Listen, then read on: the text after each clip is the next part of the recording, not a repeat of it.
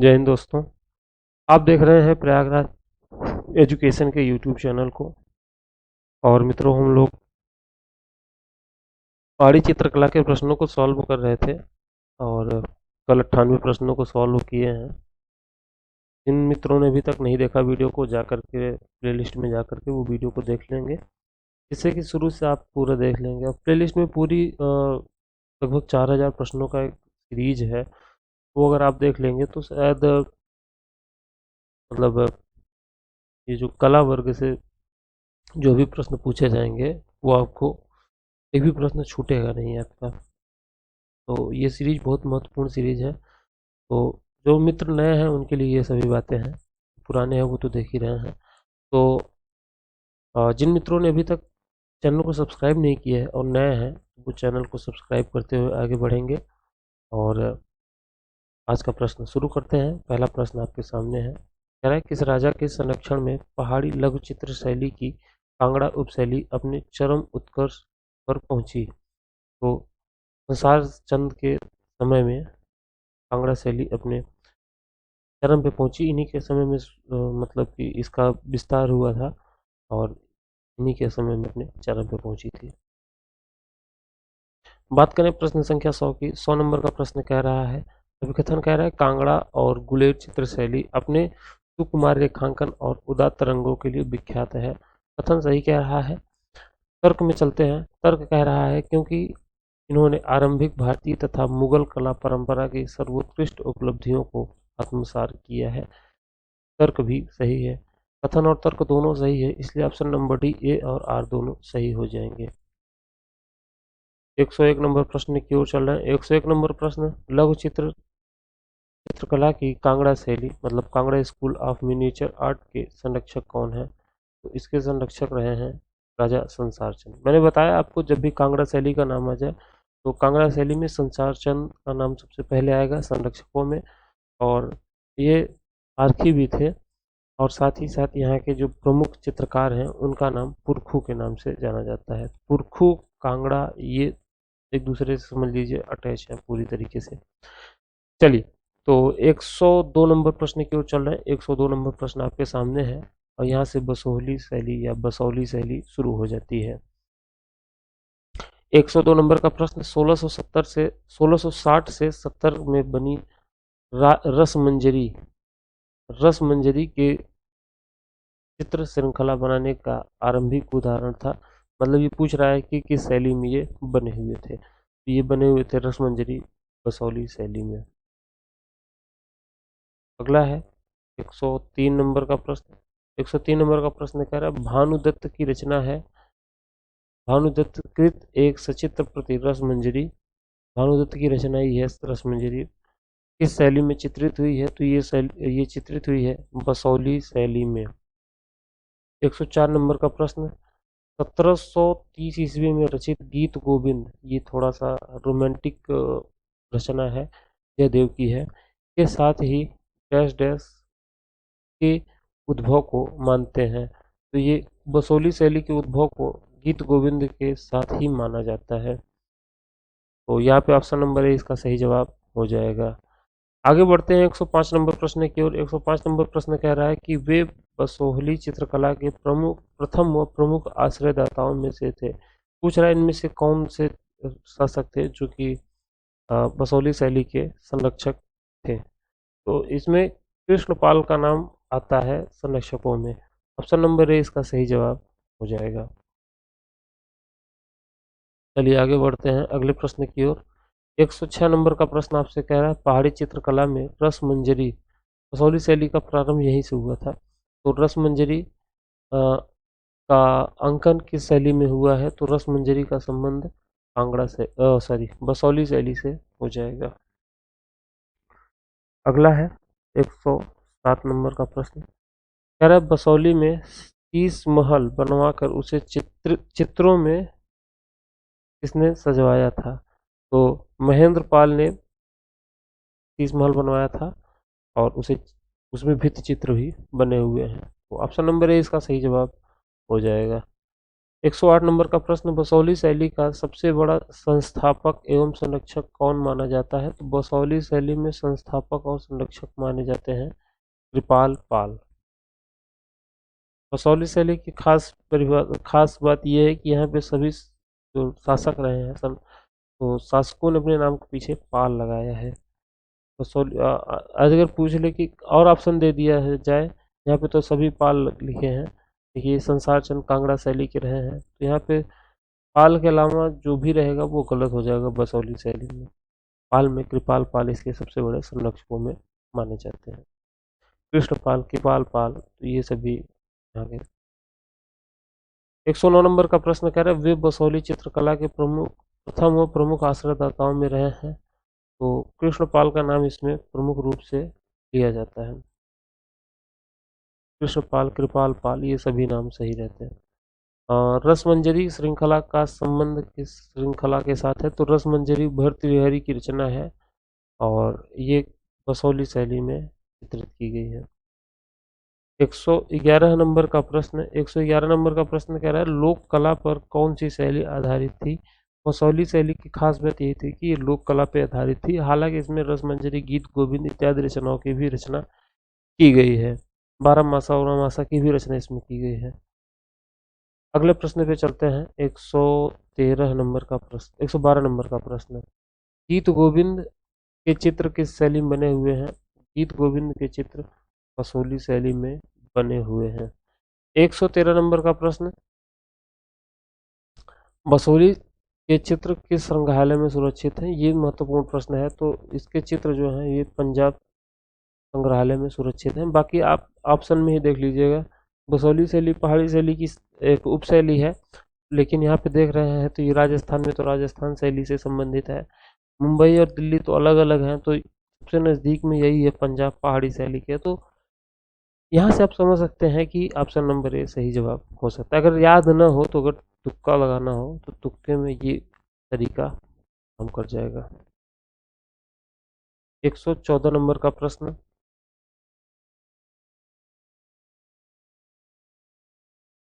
कह रहा है बसौली क्षेत्र आज किस राज्य के अंतर्गत आता है? तो बसौली का जो रेंज है वो जम्मू कश्मीर के अंतर्गत आता है। जो अभी यूटी बना हुआ है जम्मू कश्मीर, उसमें आता है। 115 नंबर का प्रश्न, बसौली शैली में चित्रित गीत गोविंद के कलाकार कौन थे? तो इसके कलाकार में देवीदास थे, संझा थे और मनोहर, ये तीनों नहीं थे। ये तीनों नहीं थे, तो ऑप्शन नंबर डी इसका सही जवाब हो जाएगा। बसौली, संझा और मनोहर, ये तीनों में से कोई भी नहीं थे। तो ऑप्शन नंबर डी इसका सही जवाब हो जाएगा।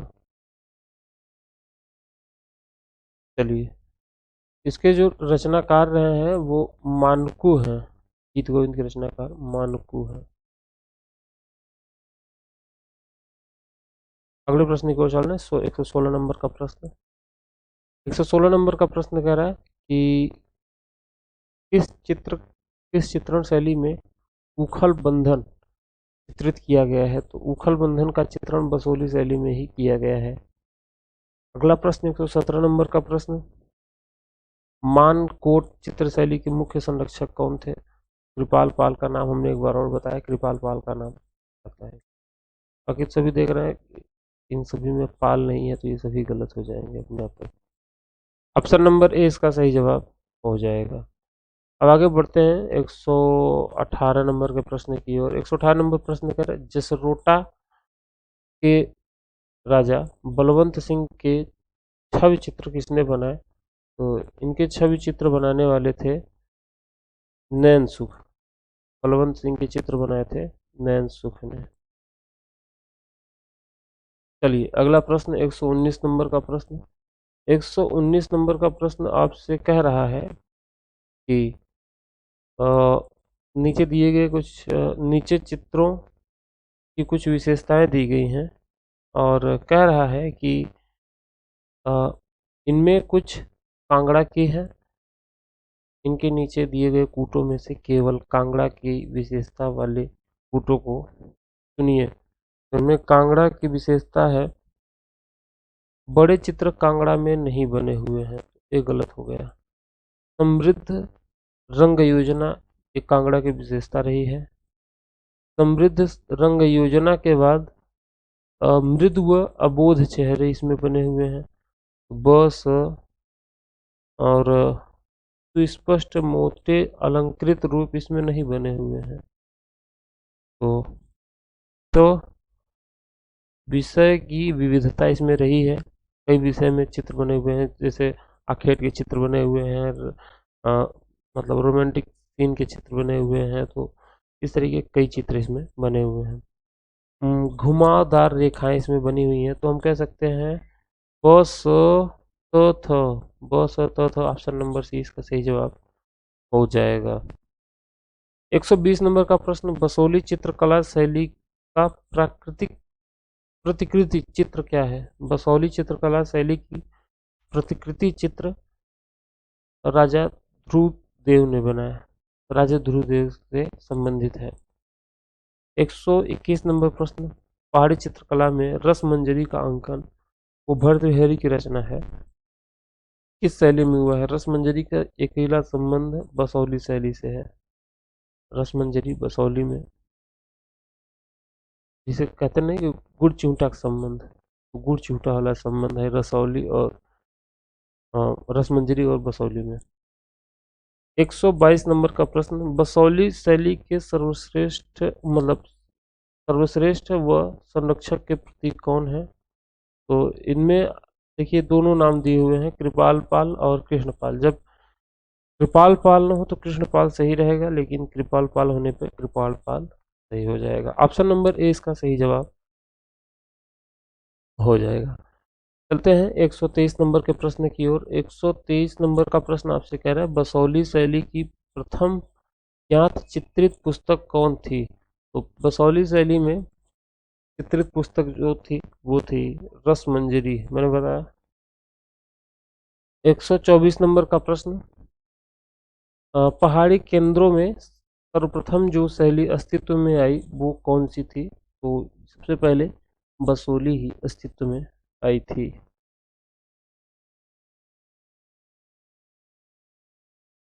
125 नंबर का प्रश्न, चित्रकला की बसोली शैली आधारित थी, ये लोक कला पर आधारित थी। तीसरी बार या दूसरी बार ये प्रश्न रिपीट हो रहा है। 126 नंबर प्रश्न, पहाड़ी कला शैली के प्राचीनतम कला केंद्र के लिए जाना जाता है। तो ये जाना जाता है बसोली को प्राचीनतम कला केंद्र रहा है। पहाड़ी कला में सबसे पहले यही शुरू हुआ था, बसोली ही। राजा कृपाल पाल मतलब जिनका टाइम पीरियड था 1878 से लेकर के 1678 से 1731 तक, ये पहाड़ी चित्रों के प्रमुख संरक्षक थे। ये किसके प्रमुख संरक्षक थे पूछ रहा है, तो बसोली स्कूल के, बसोली शैली के प्रमुख संरक्षक थे राजा कृपाल पाल। 128 नंबर का प्रश्न, पुस्तक का नाम है बसोली पेंटिंग्स, किसने लिखा? बसोली पेंटिंग्स को लिखा था M S Randhawa. M S Dhoni नहीं, M S Randhawa. M S Dhoni न समझ लीजिएगा, धोनी गांगुली दोनों लोग यहीं पे हैं। उसी गांगुली की पुस्तक है master PCs of Rajput painting. Dhoni Ganguly दोनों लोग हैं। चलिए 129 नंबर का प्रश्न, सोन किरवा कीट पंख किस लघु चित्रण शैली से में प्रयुक्त किया जाता है? तो सोन किरवा प्रमुख रूप से बसोली शैली में प्रयुक्त किया जाता है। 130 नंबर का प्रश्न, उस राजपूत शैली की पहचान करें जिसने अपने चित्रों में मुगलों की परंपरा को अस्वीकार कर दिया है। तो बसोली ने अपने चित्रों में मुगल परंपरा को अस्वीकार कर दिया है। 131 नंबर का प्रश्न कह रहा है कि कौन सा पहाड़ी कलाकार पंडित सेव के परिवार का सदस्य नहीं है?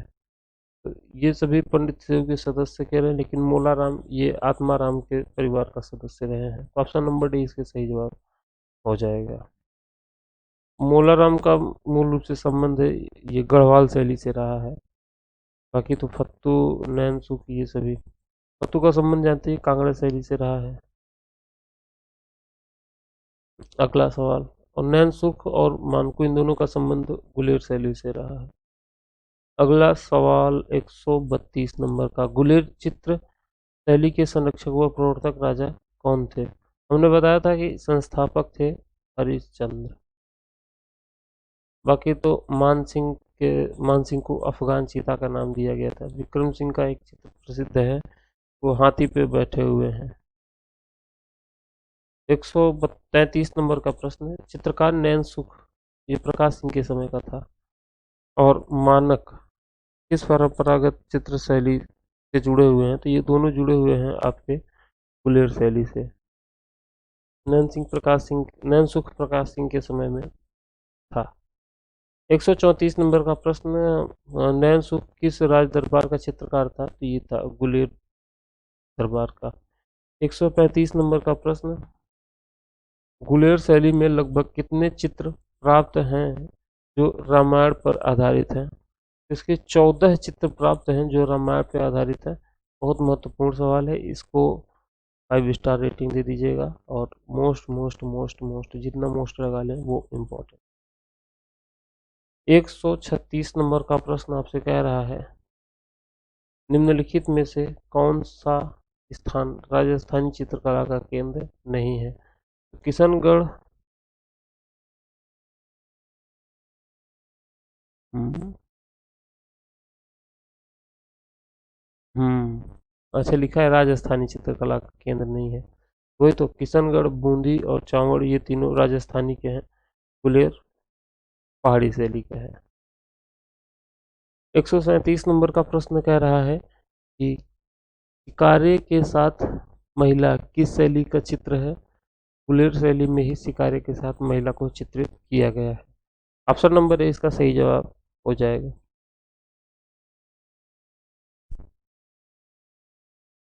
138 नंबर का प्रश्न, चित्रकार नैन सुख और मानक किस परंपरागत चित्र शैली से संबंधित है? ये प्रश्न दोबारा रिपीट हुआ है, टैट में पूछा गया था। गुलेर शैली, ऑप्शन नंबर ए इसका सही जवाब हो जाएगा। 139 नंबर का प्रश्न, चंबा रुमाल संबंधित है। चंबा रुमाल पूछ रहा है, इससे संबंधित है। तो चंबा रुमाल ये परंपरागत वहाँ की रुमाल है, वो उससे संबंधित है, क्राफ्ट नहीं है। ऑप्शन नंबर 20 का सही जवाब हो जाएगा। 140 नंबर का प्रश्न, चंबा रुमाल संबंधित है, ये फिर से वही सवाल है, परंपरा। 141 नंबर प्रश्न, चंबा की रेखाएं किस रंग से बनाई गई हैं? चंबा की रेखाएं लाल और काले रंग से बनाई गई हैं। 142 नंबर प्रश्न, चंबा के किस कार्य के लिए प्रसिद्ध है? तो चंबा रुमाल के लिए प्रसिद्ध है। चंबा के बारे में मैंने बताया भी था, वो जो लेक्चर हुआ था तो उसी में मैंने बताया था चंबा के बारे में, देख लीजिएगा आप लोग। 143, अच्छा यहाँ पे ये 10-20 प्रश्न थे इसके, तो हमने कहा इसी में कर लेते हैं, नहीं तो फिर अलग वीडियो बनेगा तो कोई मतलब रहेगा नहीं।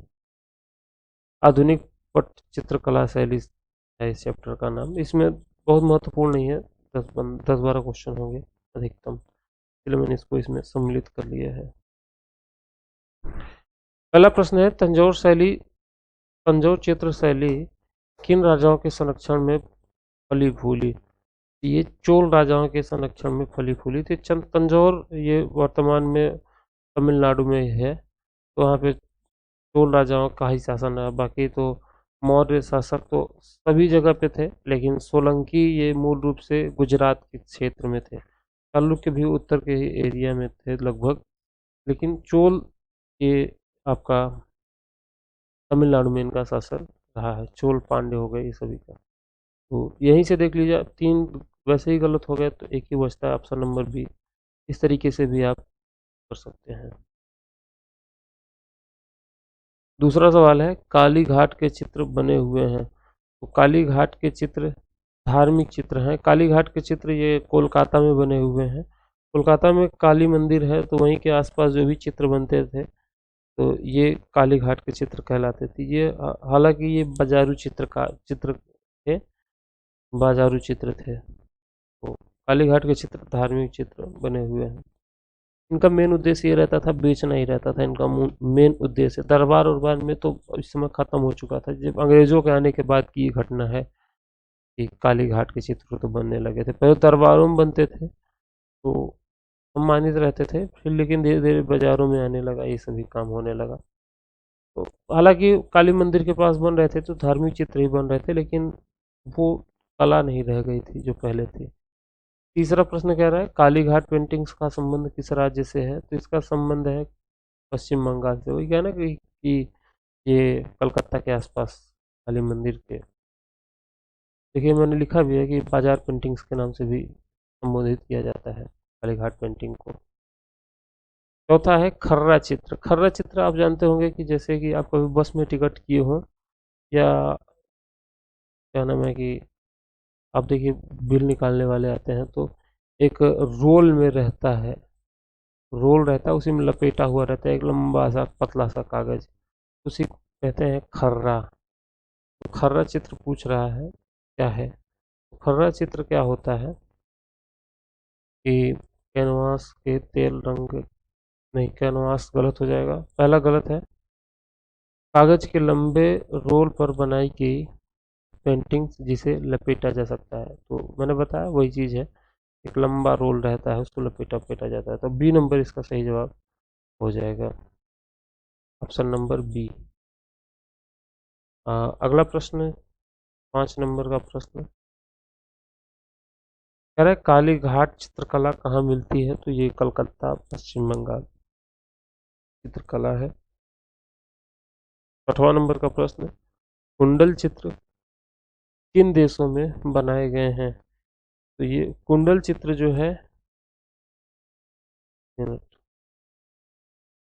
कुंडल चित्र के बारे में पूछा गया है, तो कुंडल चित्र मूल रूप से ये बनाए गए हैं चीन, जापान और भारत में। ऑप्शन नंबर सी इसका सही जवाब हो जाएगा। रूस गलत हो जाएगा यहाँ पे, यहाँ पे बर्मा नहीं होगा, यहाँ पे पेरिस नहीं होगा, चीन, जापान और भारत में बनाए गए। ऑप्शन नंबर सी इसका सही जवाब हो जाएगा।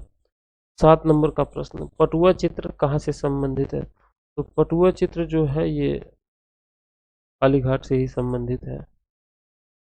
पट चित्र, पटुआ चित्र ये सभी इधर ही रेंज में आते हैं, उड़ीसा हो गया, पश्चिम बंगाल हो गया। कालीघाट चित्रकला का केंद्र पूछ रहा है, कालीघाट चित्रकला का केंद्र क्या था, तो कलकत्ता ही था। पट चित्रण के लिए चीन के किस कपड़े का प्रयोग किया करते थे, तो चीन के रेशमी कपड़े का प्रयोग पट चित्रण के लिए किया करते थे। पट चित्र जो है ये कपड़े पे किया जाता है। पट चित्र हो गया, पटुआ चित्र हो गया, टाट पेंटिंग कहते हैं, तो इस तरीके के कई, इनको क्या करते हैं कागज पे चिपका करके, एक मोटा कागज रहता है उस पर कपड़े को चिपका करके पेंटिंग किया जाता है। 10 नंबर का प्रश्न कालीघाट के पटचित्र शैली को बाजार पेंटिंग्स किसने कहा, अभी हमने बताया ना कि कालीघाट के चित्रों को बाजार पेंटिंग कहा जाता है, तो इसे कहा था डब्ल्यू जी आर्चर ने। आर्चर ने इसको बाजार पेंटिंग के नाम का नाम दिया था। ऑप्शन नंबर डी इसका सही जवाब हो जाएगा। अगला प्रश्न है 11 नंबर का प्रश्न पटचित्र डैश का एक विशेष कला का प्रावधान है, तो ये बंगाल या उड़ीसा के आसपास का क्षेत्र है, तो उड़ीसा पटचित्र में फेमस है।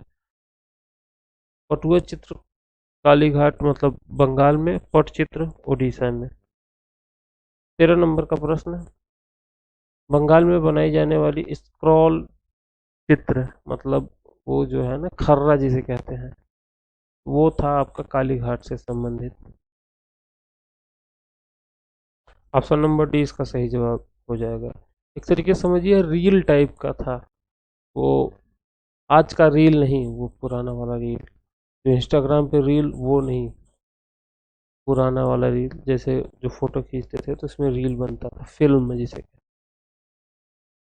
चलिए 13 नंबर का प्रश्न कालीघाट के चित्र संबंधित हैं, कालीघाट के चित्र बंगाल से संबंधित हैं। पट पेंटिंग के लिए कौन सा स्थान प्रसिद्ध है, तो इसमें प्रसिद्ध है रघुराजपुर। ऑप्शन नंबर सी इसका सही जवाब हो जाएगा। तो इतना ही है कुल मिला करके आज समाप्त हो गया। अब कल से हम लोग कंपनी शैली, राजा रवि वर्मा, इन सभी के बारे में समझेंगे। कंपनी शैली, राजा रवि वर्मा। राजा रवि वर्मा बहुत महत्वपूर्ण है। इनके इनको लेकर के हर बार लगभग प्रश्न पूछे जाते हैं। तो फिर मिलते हैं कल इन्हीं सभी चैप्टरों के साथ में। कुछ थ्योरी व्योरी है, उसको देखने के बाद फिर बाद में इसको उसके प्रश्नोत्तरी को भी सॉल्व किया जाएगा। तो मित्रों, अभी तक आपको वीडियो पसंद आया होगा, उम्मीद यही करते हैं। नहीं पसंद आया तो हमको कमेंट करके बताइए कि ये कमी रही और इस कमी के कारण हमको पसंद नहीं आया। पसंद आया तो लाइक कर दीजिएगा और थोड़ा सा कमेंट वमेंट कर दिया करिए, मोटिवेशन मिलता है। और इसी के साथ में चैनल पे नया है तो चैनल को सब्सक्राइब भी कर दीजिएगा। तो मिलते हैं फिर अगले वीडियो में। आप अपना ख्याल रखिएगा और पढ़ाई पे ध्यान दीजिए। धन्यवाद। जय हिंद।